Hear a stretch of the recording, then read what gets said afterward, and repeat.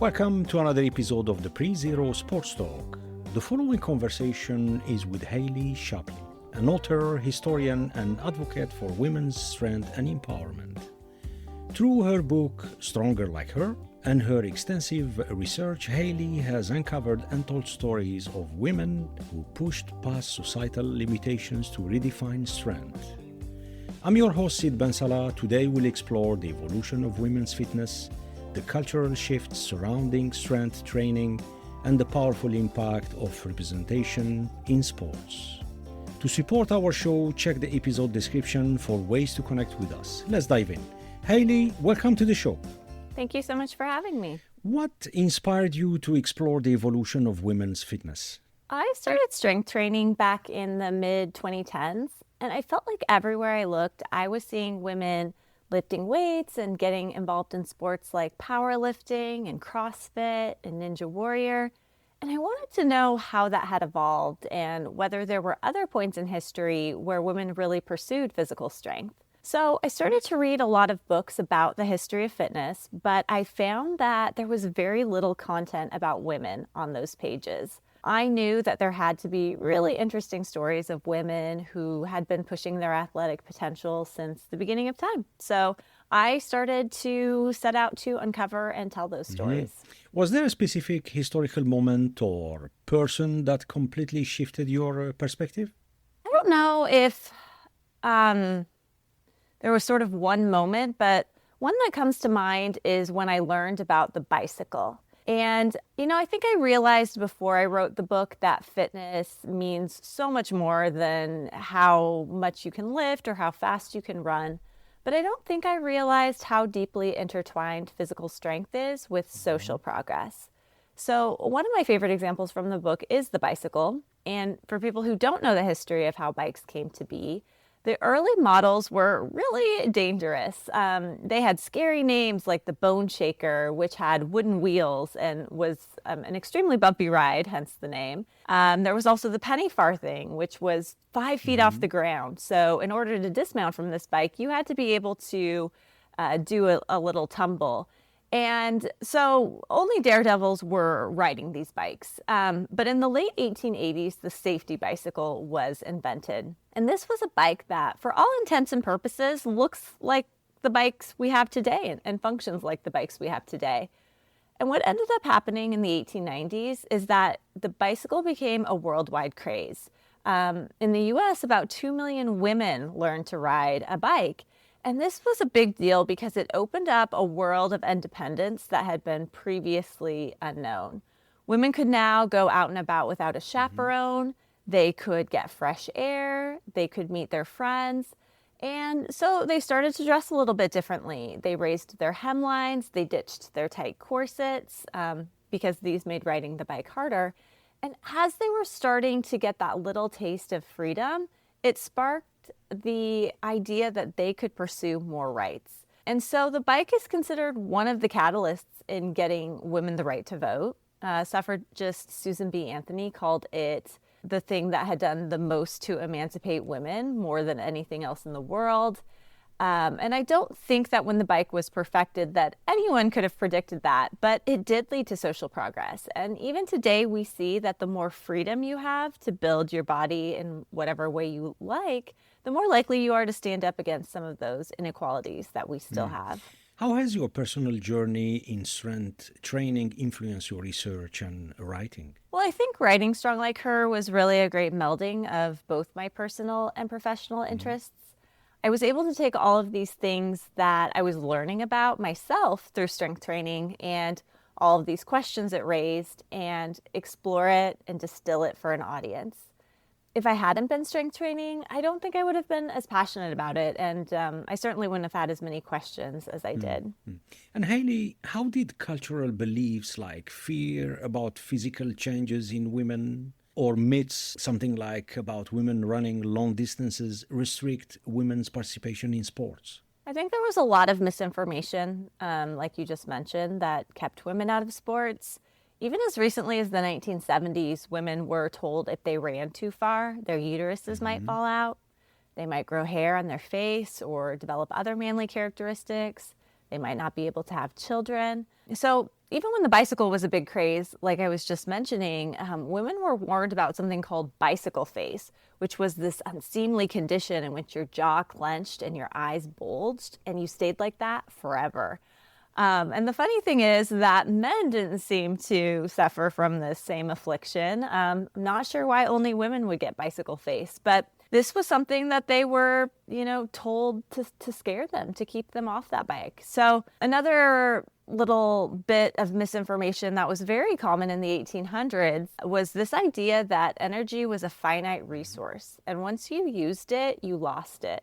So it was considered very selfish to not conserve that energy to use for childbearing and child rearing, and to instead use some of it on exercising. So those are just some of the ways that myths were used to kind of scare women from participating in athletic endeavors. Wow. Are there any, or I remember during our intro chat, you spoke about historical figure, and if I remember correctly, was Kathrine Switzer. If you could tell us more about her story and its significance in breaking barriers.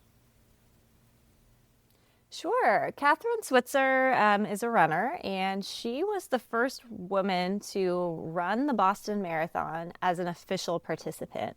There had been a woman who had run it unofficially before her, but Kathrine Switzer signed up to run the Boston Marathon in 1967. She used her initials because that's how she went by at the time. She was a sports reporter and went by KV Switzer.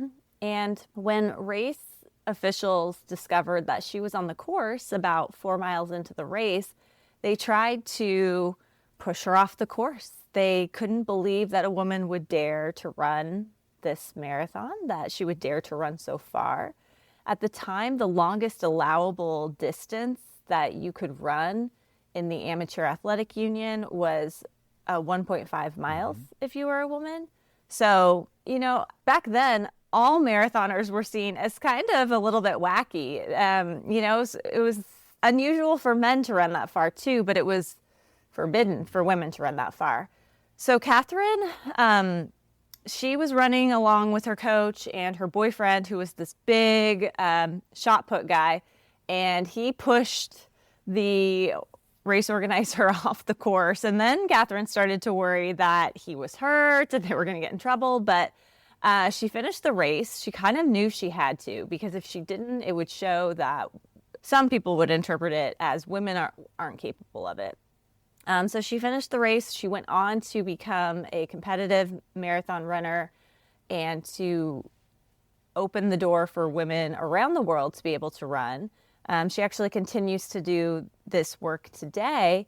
And, it was really a joy just having an opportunity to talk to her, because I think a lot of the things in my book happened a while ago. No one is still alive to remember them.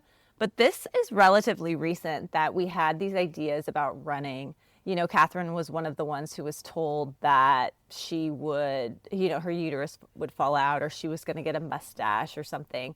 And it's only been a very short amount of time that women have been allowed to work out for recreational purposes. And I think she's a great example of that. Yeah. How have societal attitude towards muscular women evolved over the decades? That is kind of what my entire book tackles. So if someone is really interested in the answer to that question, I would encourage them to check out Strong Like Her.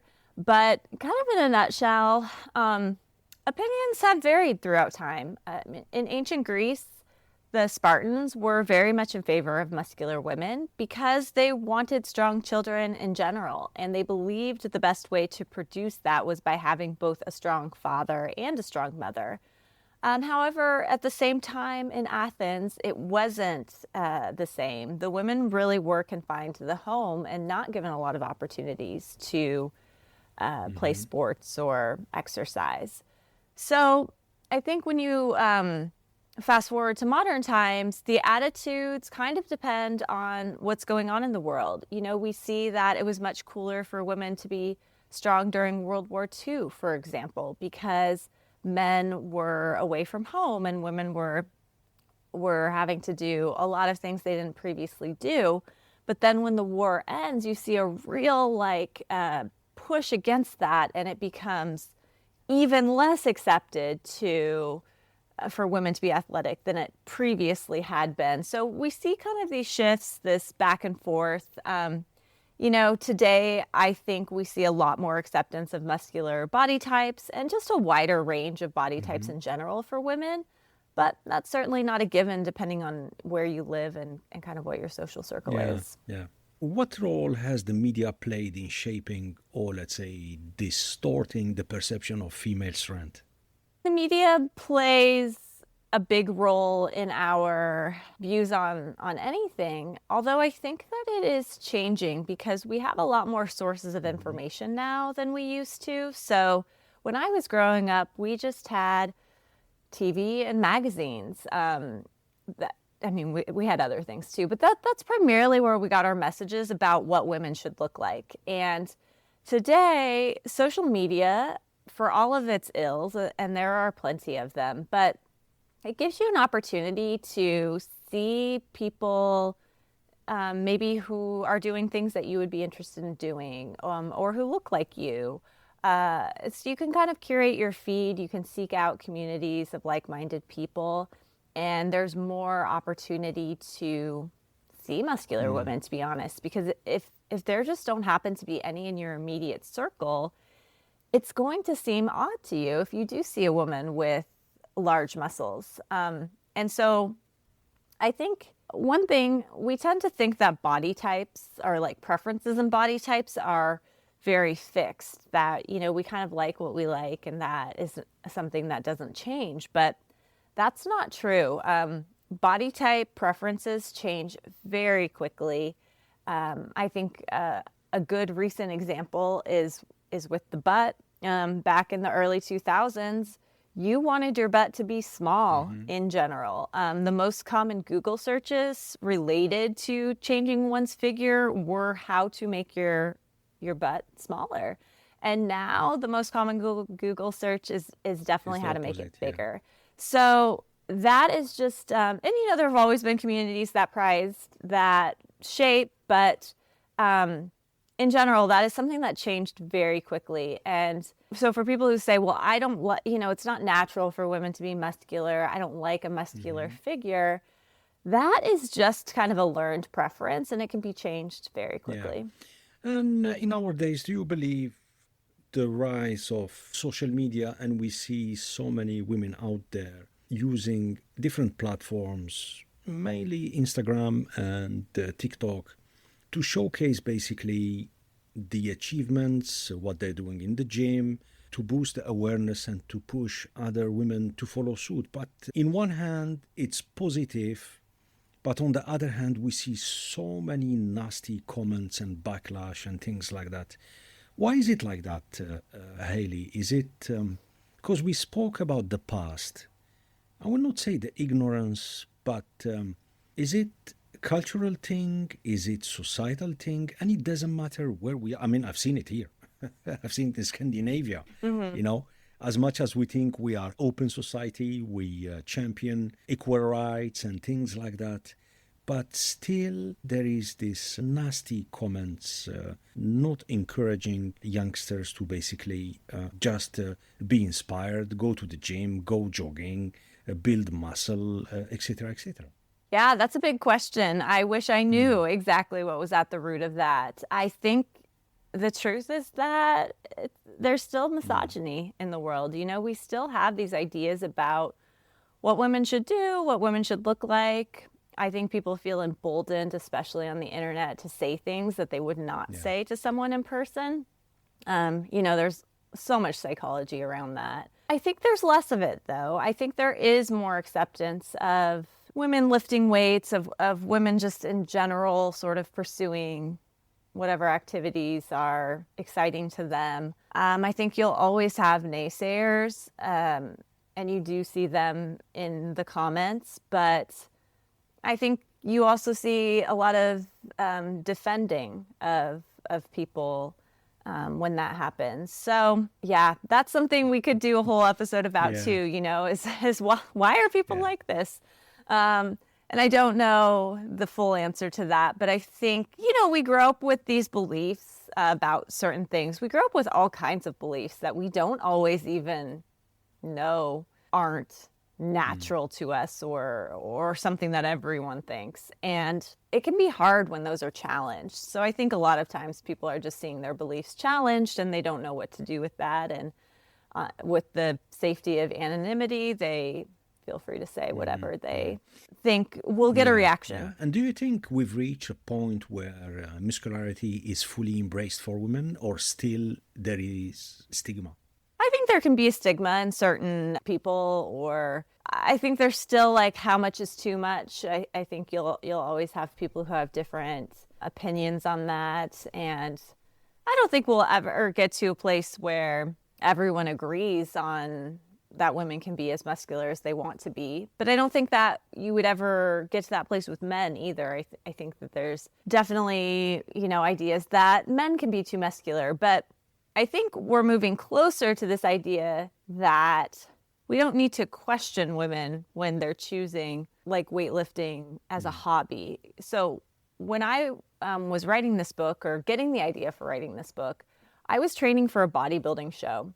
And a lot of people were like, wow, that's so cool. I want to hear about your training plan. I want to know more about what you're doing.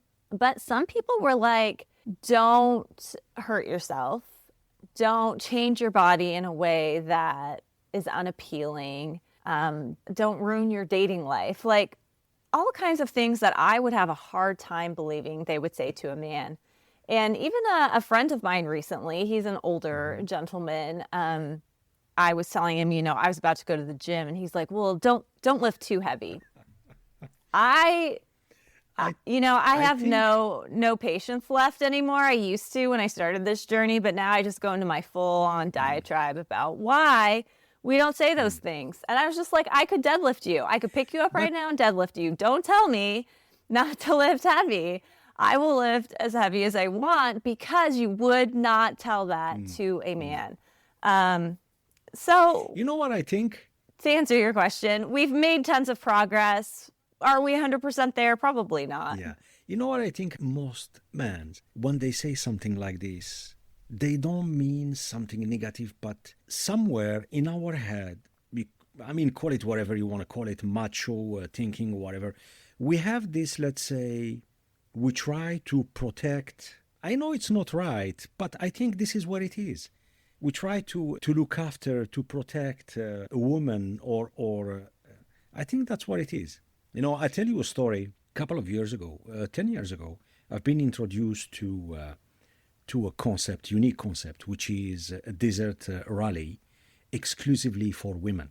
Never heard about, and I met the founder, Dominique Serra, a fantastic lady, absolutely a great lady. And she started basically explaining the whole concept. And me, being in the sports industry for, at that time, 2 decades, I've done it all, from Olympics to hosting major events and stuff like that, and to pushing for and promoting youth development program, not only for boys, but for girls as well. We've done a lot of work. And when she started talking about that concept, somehow, the first 2-3 minutes, I pictured motorsports, and then she was telling me that is exclusively for women, and they have to basically do 2,500 kilometers for 10 to 15 days. They are not allowed to use GPS. They are not allowed to use their cell phones. They use only a compass and a map, And I said, that's impossible. And then I realized I was completely wrong. And then I reflected on that meeting, and I asked myself, okay, why did I react that way? So I couldn't, for the first 2-3 minutes, I couldn't picture a group of ladies, women, doing that kind of activity, at that level, with less support and things like that. So, yeah. Back to Kathrine Switzer, she spends her time in between the U.S. and New Zealand. And in New Zealand, there's this group of runners she's connected with. They do these long, multi-day runs that involve wayfinding with a compass and that kind of thing. And women are actually better at it than men. They're better over the long term in endurance. They keep their heads a little bit better under fatigue when it comes to finding their way. So it's interesting with, the sport you were just talking about. Like, women can be very good at that type of thing. I mean, to continue on that, I was invited to attend that event, and there were around 140 teams, each team two women. And when I saw what they were doing, I questioned myself. I said, wait a second, am I capable to do what these ladies are doing? So, interesting. How did powerlifting, bodybuilding, and CrossFit change the landscape for female athletes? I think, they've really risen in popularity over the past 10 to 15 years. And I think CrossFit in particular has really been an entree for people in general to get into the strength training world, because it has little bits of Olympic weightlifting, of powerlifting, of gymnastics, of cardio and like obstacle course racing. So I think, because it became so popular and then people were introduced to it, they then went on and said, I really liked the bench pressing aspect of this and the raw strength. I'm going to try powerlifting. Or I really liked the finesse of doing the clean and jerk, so I'm going to try Olympic weightlifting. And I think this is when, these sports are about kind of being really strong. They're about power. And so for the first time, you're seeing women being able to do things that previously women weren't doing en masse, like pull-ups, or carrying heavy loads, or being able to deadlift 300 plus pounds. So I think those sports have changed the idea of like how strong women can be. What impact have athletes like Serena Williams, Simone Biles, and weightlifters had on the perception of strength?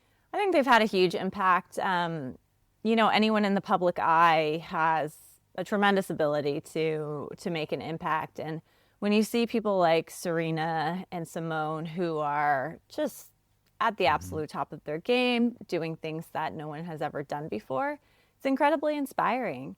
And, I think when we talk about women getting criticized for things like being muscular, you have to look at both Serena and Simone as women who have taken way too much of that criticism. There is some racism involved there. I think that is that's part of it. I know, like, when Simone was growing up, she was always very muscular, and kids at school would make fun of her arms, and they would call her a swolger because her arms were so swole, and it embarrassed her, so she would wear long sleeves. And Serena and her sister Venus have been the recipients of just a lot of gross commentary over the years, because they brought so much power to the tennis game for women. And that wasn't what the tennis world was accustomed to at the time. So, they've had tons of comparisons and to unfavorable things. They've had lots of criticism over things like what they wear. But I think ultimately it's been huge that they have been able to be so successful, so inspirational to both girls and boys growing up. And the more sort of representation that we have of women in different sports, with different body types, like achieving different things, the better. Because you can't underestimate like how important it is to see someone who looks like you, or someone who grew up like you, or comes from a background like yours. That is a huge motivator, just in telling young people that it's possible to do something that they maybe never previously considered. Yeah. What we don't talk quite often about, I mean, we're talking about Serena Williams and Simone. What people don't understand, beside of the talent, beside of the commitment, beside of the grit, beside of the mental resilience, what we don't talk about is how much time they train every day, every week, every month to be at that level, And it's quite pity. We almost don't hear, and I know that to be at that level, you need to train 42 minimum hours a week. And yeah, we don't talk a lot about that mainly in the media. But are there still significant barriers for women entering a male-dominant sports? I think there are still barriers. A lot of things are still kind of rooted in tradition, this idea that if it's always been a men's sport, it should stay that way. But there is more acceptance. But I have gotten quite a few emails from women in really non-traditional fields like free water diving was one I got from a woman in Australia who is a professional diver. And she said, everyone I work with is a man, and there's a very small group of women who do what we do. And this book has been really inspirational for us because, there are a lot of parallels to the work that they're doing and the sports side of things. So I think because I've heard, and I've heard from female firefighters as well, I think there are lots of women in that kind of first responder profession now, but just not as many as there are men. And I think they still face some challenges and barriers, but we need them to keep going, to open those doors for the others coming later. Yeah. And how important is it for young girls to see strong, diverse female athletes in media? It's very important because when you see someone who looks like you, then it opens up your mind to the possibility that you could be in that position one day. One of the things I wanted to do in Strong Like Her is show a wide range of women. So they all have different, there are photos in the book. We haven't mentioned that. So there are photos of 23 athletes in the book. I teamed up with a celebrity photographer named Sophie Holland, who takes really beautiful photos. And all of these women have different body types. They all come from different sports. They all come from different areas and have different backgrounds. And I really wanted that to be a diverse representation of what strength can look like, because it doesn't look just one way. And a strong ballerina is going to look different from a strong climber, but they're both strong. They're both the best at what they do. So I wanted to show that. I thought that was important. And on that, your book has deeply resonated with readers, with many calling it inspirational and a must-read for all women. What was your initial goal, Hayley, when writing Stronger Like Her? My goal was, just to tell the stories of I call them our muscular foremothers, but the women who came before and allowed us to work out today for recreational purposes. It's something that's easy to take for granted, especially when you're like, I don't want to go to the gym. I'm tired. I don't want to go for a run. But the fact that we even have the option to do so is something that women had to fight for centuries. And putting the spotlight on them was a privilege for me to be able to do that. I also wanted to give modern women support who are trying strength sports or who are wanting to get stronger. I'm not here to tell anyone, how to work out or that they should do this or should do that. But if you're interested and curious about the history of it, if you're interested in issues around body image and that kind of a thing, then I want to explore those. So those were kind of my goals when I set out. And if a young girl were to read your book today, what message would you want her to take away from it? I hope that she just takes away that, she can do anything. Like, I guess the number one message I want young girls to know is you're stronger than you think. You can do whatever you want. If that's playing sports and developing muscles, cool. If it's something different, that's fine too. But don't let anyone tell you what is or isn't appropriate for you. Only you can decide that. And, you can definitely accomplish more than you might think you can. And on that, I'll tell you a funny story. It happened yesterday. So we're having dinner and my eldest son's girlfriend, we were talking about fitness, gym, activities and things like that. And suddenly she said that she's very weak on her upper body. She doesn't have strength, muscle in her arms and stuff like that. And we were talking about simple thing, just to use the body weight to develop certain muscles, maybe some push-ups, pull-ups and things like that. And one answer kept coming that I'm not sure I can do that because I don't have the muscles, because so yeah. Even I fall prey to that kind of thinking. Growing up, I always got the message that women in my family didn't have upper body strength. And it seems true because I struggled to climb a rope, to do pull-ups, to do push-ups, whereas I found lower body exercises to be much easier. So even as I started strength training, I still found that my upper body was lagging. And just a few months ago, at the end of last year, I joined a pull-up program specifically for women because I've only ever been able to do like one pull-up, and at the time I could do 0. And I started really training it, and now I can do 6. And it really didn't take me that long once I started focusing and doing the right kinds of things. I think women have to train some things a little bit differently. A lot of it is about a mind-muscle connection. We've just never used certain muscles, so you have to sort of learn how to turn those on. But part of it is that it did take believing that I could do it. I went into it and I was like, yes, I can do this. And I did. And I love defying those expectations, even of my own. So yeah, absolutely. Your son's girlfriend can do pull-ups, but it might take some time. I will tell her. Yeah. Yeah, great. Have fitness marketing and advertising evolved to be more inclusive, or do challenges still remain? I think challenges remain, but yeah, much more inclusive than it used to be. I see lots of different body types now, beyond certainly what I saw growing up.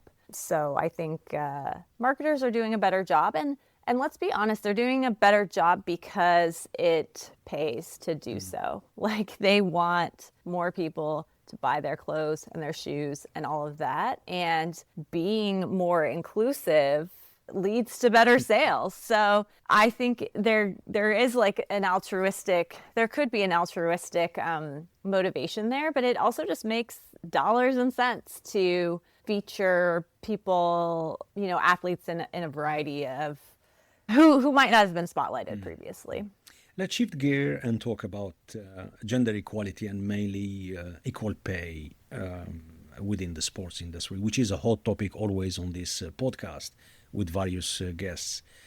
The U.S. women's soccer team fought hard for equal pay. What are your thoughts, Hayley, on their journey?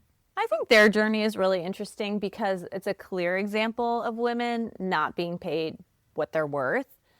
Usually the argument against paying women athletes is that they don't generate enough revenue to merit that. And, people who consider themselves pro-gender equity will get behind this argument because they say, yeah, I mean, if you're just not making the money, you can't earn the money. However, with the U.S. women's soccer team, at the time they were fighting for this pay, they were making more revenue for the U.S. national team than the men's side. They were selling more jerseys. They were certainly more successful on the world stage, and yet you still saw all this pushback in giving them equal training facilities, travel accommodations, medical care, let alone salary. So I think, in court documents, the U.S. Soccer Federation actually argued that their physical abilities were lesser, which did not go over well. That quite was the stupid claim. to say. When you have these, Yeah. you have these like world, top of the world players, and they were able to settle the case in 2022, which was huge. And I think it's an important template moving forward for others to advocate for themselves. Yeah. In your opinion, what needs to happen for genuine parity in professional sports? I think it's about exposure and just of course pay, and some sports are closer to that than others, but if you're never exposed to seeing a sport, then you're not going to value it as highly. And thus, like, the women's teams need investment. That's what's going to bring parity. If you look, for instance, at basketball, the NBA has been around for 50 years longer than the WNBA. It debuted in the NBA debuted around 1948 and the WNBA debuted around 1998. So the idea that these athletes will be at the same caliber is leaving out the fact that men had a 50-year head start to play professionally. And even more than that, because collegiately, women could not play a 5-on-5 game until like the 1960s, 70s. So for one, we need to give women opportunities to play these sports. They need investment. The NBA did not make money when it first started, right? It took time, and we need exposure. So we need these to be available on TV or streaming services, the games to be televised, that kind of a thing. I think in more recent sports, we often don't have as big of a gap, particularly in pay, between male and female athletes because we would think that was silly, I guess, in creating a modern sport. So I think of CrossFit, for example. And CrossFit has issues, particularly with their CrossFit games. But one of the issues they don't have is that they pay men and women the exact same amount for winning the CrossFit games or coming in second or third. And that's because it's a sport that developed in the 2000s. And if we had different pay at this point, people would think that that was odd, but they don't think it's odd in basketball or softball or hockey. So the longer that women have been close to parity with men, so you look at a sport like tennis, where Billie Jean King was fighting for women to get equal pay back in the 70s, now all of the major tournaments do give equal pay, and you see the talent level is higher, and is closer. And that's because they've had longer to know they could be a professional tennis player and actually make money from it. Whereas girls growing up have only known since the late 90s that they could potentially become a professional basketball player. So yeah, lots to be done, but I think it's along the lines of investment and exposure. I think we need more athletes, the likes like Serena Williams, Simone Biles, Caitlin Clark, and there is so many that are so talented, so popular. They inspire little girls every day to join a sport. When I talk about this issue, equal pay, with some guests, there is always one thing that keep coming back. And when I ask why it is like that, 2024 now, 2025, do we need regulations? Do we need decision makers to come up with some policies or sporting governing bodies to make sure that female athlete, based on merit, not based on gender, it's a right to have the same package, the same pay? And the same answer keep coming back, Haley, that women, they are too nice to ask for things. Not sure what's your position in that. But and the U.S. soccer team, they had to fight hard to get equal pay. And they are the first, I think in the elite women history, they are the first ones to have equal pay like the counterpart male team. So, yeah. Yeah, I don't know if it's that women are too nice, although women are conditioned to, to be more polite than men. If you look at kids, often girls are very much rewarded for being polite and quiet and not making waves. But I think some of it, or a lot of it, is about the response that women get when they ask for money. The way that people responded to Megan Rapinoe advocating for the team to make money was not the same as insert, comparable male player. She took a lot of heat, a lot of backlash. And while many, many people love her, many people say terrible things about her. And I've even seen it just on a small scale in non-sports related contexts. When men ask for a certain amount of money for something they're, considered bold or just trying it out or whatever, And women ask for that, and people get offended that she would be so bold as to ask for that much money. So it is definitely a societal thing that we have to look at, why we feel women more put off by women asking for something that we might think is not reasonable than we do men. Yeah.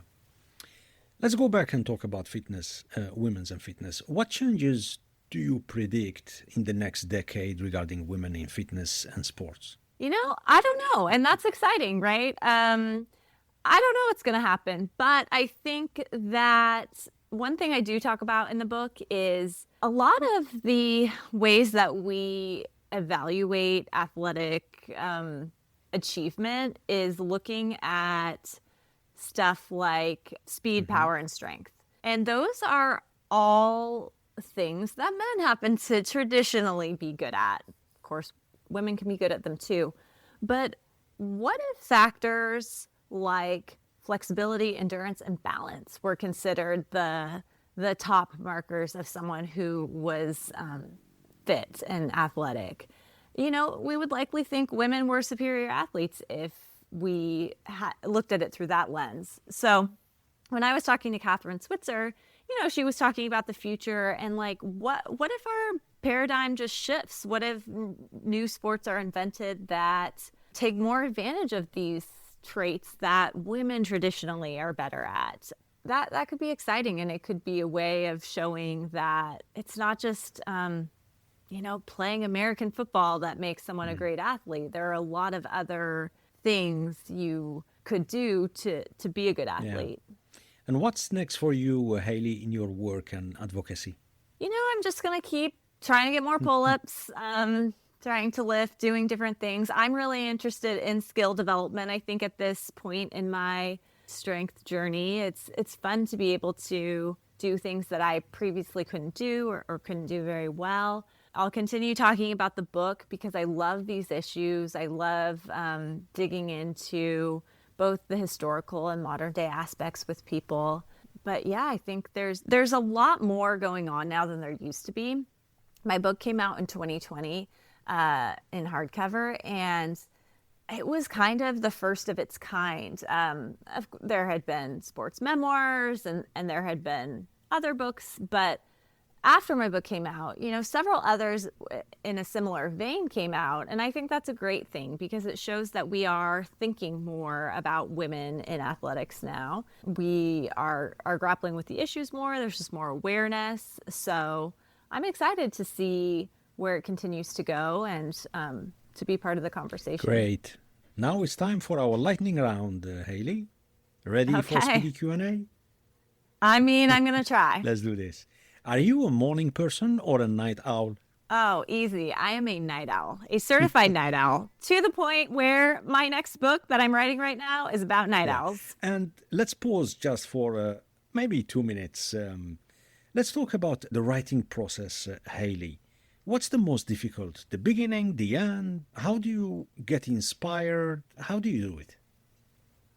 I think the most difficult part for me is sort of knowing when to stop researching and to start writing. And that's not necessarily like a discrete thing where you're like, I've done all the research and now I write. I'm now in the process where I'm doing both. I'm still conducting lots of interviews, but I'm also writing as I do that. But it's really hard for me to feel like I have all of the information that I want in order to write what I want to, because you can always learn more. There's always somebody else you can talk to, another book you can read. I find that part incredibly challenging. I sort of want to know absolutely everything before I start writing a book, and it's not really possible. So for me, that's it. And then I think the second toughest part is knowing what to cut. In Strong Like Her, I had to cut about 15,000 words from the final draft, and I loved all of those words, process, right? Yeah. Yes. And my editor was great in working with me on that. But it's hard because everything I learn, I want to include it, and you can't include everything, particularly for a book. You're telling a certain story. And then it was funny, I saw in a review after I had the book came out, someone was like, she really should have talked about XYZ group. And I was like, I did in the first draft talk about XYZ group. I had to cut it. They were like, well, how did she not know about this? And I was like, I did know about it, but there were reasons it made sense to cut it. And so that kind of thing is hard because you're also kind of trying to future-proof your work so that people aren't like, why isn't this in there? Yes, so it can be just very hard to distill all the information you have into a concise, enjoyable, interesting read. And do you do it in the morning or any particular time in the day? Or Yeah, as a night owl, I write best at night usually, or afternoon. It depends sort of on what I have going on, but I tend to do tasks in the morning that require less creativity. So that's when I tend to answer emails or run errands even now, which is kind of nice because I'm full-time authoring at the moment, so I can structure my day kind of however I want. And so I find I do best when I'm getting those like day-to-day chores out of the way early on and then leaving the evenings for my creative work. are you a coffee person or tea? Tea. What is your go-to workout song? Ooh, I don't know if I have one, but I guess the first thing that popped in my mind was Eye of the Tiger, if you really want to get fired up. Deadlifts or squats? Definitely deadlifts. That's my favorite lift. Who is your favorite historical figure in sports? In sports, oh no, I can't pick because they're all my favorite. I'm gonna go with Pudgy Stockton. We haven't talked about her. She's one of the stars of my book, and she was a weightlifter on Muscle Beach in California in the 1930s and 40s, and she was considered one of the preeminent figures in physical fitness culture. So she wrote this column in Strength and Health magazine for a decade called Barbells, and bells had an E on the end, so for the ladies. She gave a lot of advice about how to lift, what to wear and what your form should be like. She was super encouraging. Men and women alike loved her, and although they're all my favorites, she's who I'll say today. If you could work out with any athlete, past or present, who will it be? Ooh, I think I would like to work out with Sue Bird. She is a basketball player, now retired, but she played her entire career for the Seattle Storm, which is my hometown team, and basketball was my main sport growing up. So, I've always been a fan of hers, and I think it'd be great to work out. Okay, a book you think everyone should read, beside of your book? Oh, a book I think everyone should read.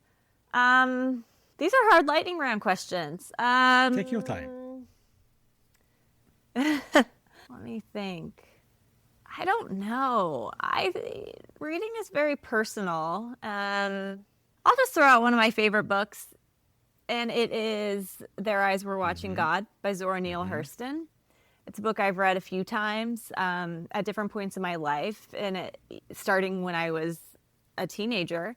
And it always captivates me no matter where I'm at. I think it's just a beautiful, sad book that I recommend. What's one thing people will be surprised to learn about you? I am very good at learning lyrics to songs. Oh. So I can hear a song just once or twice and be able to know the words to it if it's a catchy pop song. What is your favorite post-workout meal? Oh, post-workout meal. I don't know. I usually do something very boring, like just like chicken with protein. Lettuce. Yeah, protein. I mean, the best thing to have is some protein after you work out. So I usually do maybe scrambled eggs with like turkey bacon, or I'll do grilled chicken in a salad with tomatoes and cheese and other stuff. Or I will do like grilled salmon with broccoli, that kind of thing. Or if I'm really feeling it, I'll have a slice of cake. I love cake. Yeah. But I probably eat that before I work out, honestly, and then have something a little more treat. substantive after. Yes, cake is my favorite treat, I think. But I have a sweet tooth, so cookies and pastries of all kinds, I'm a big fan of. Fantastic. Who was your role model growing up? I think it depends on in what area. But one role model I had was my fifth and sixth grade teacher, Mrs. Hanrahan. She was just like someone who taught me to kind of be unapologetically myself. And she was strict to the point where I didn't want to have her as a teacher when I was kind of deciding what teacher I would have for fifth grade. But I learned that she was just like very disciplined, and that it was a good thing to. It's okay to be a little scary. Like, that's not necessarily a bad thing. So she was someone I really learned a lot from when I was younger. Which leader, past or present, do you admire the most? I really like Katharine Graham. She was the publisher of the Washington Post after her husband passed away. She had been a housewife and did not have any experience leading an organization, especially one that big. And she ended up presiding over the Post when some big things happened, like Watergate, which they exposed. And so her autobiography is very interesting. And I think, I've always liked her story. Fantastic. And lastly, Hayley, one piece of good advice to our listeners on any topic.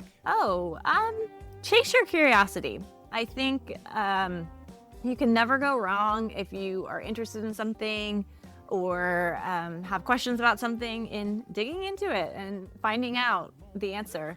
I often go down rabbit holes too far, too many, but it's led me to where I am today, where I get to do this for a living, to take things that I'm interested in and explore them in great depth and share what I learn with others.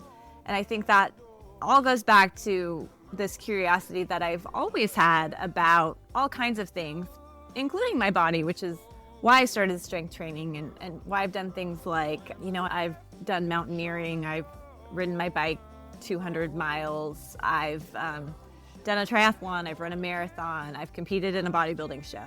And those were all just because I was kind of curious to see if I could. So, yes, chase your curiosity. Fantastic. Hayley, thank you so much for joining us today. It's been an absolute pleasure diving into these stories and insights with you.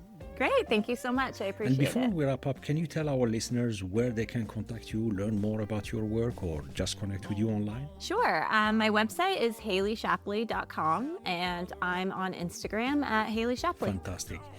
And for our listeners, I leave you with a quote from Ayn Rand. The question isn't who is going to let me, it's who is going to stop me. This, I believe, reflects Hayley's commitment to breaking barriers, challenging societal norms, and inspiring strength in every aspect of life. Thank you for tuning in to the Pre-Zero Sports Talk podcast. If you enjoyed this episode, we have more for you. You can now watch the entire episode on our YouTube and Spotify channel. Don't forget to rate, review, and subscribe. Until next time, stay curious, inspired, and make a difference. We'll see you soon. Bye-bye.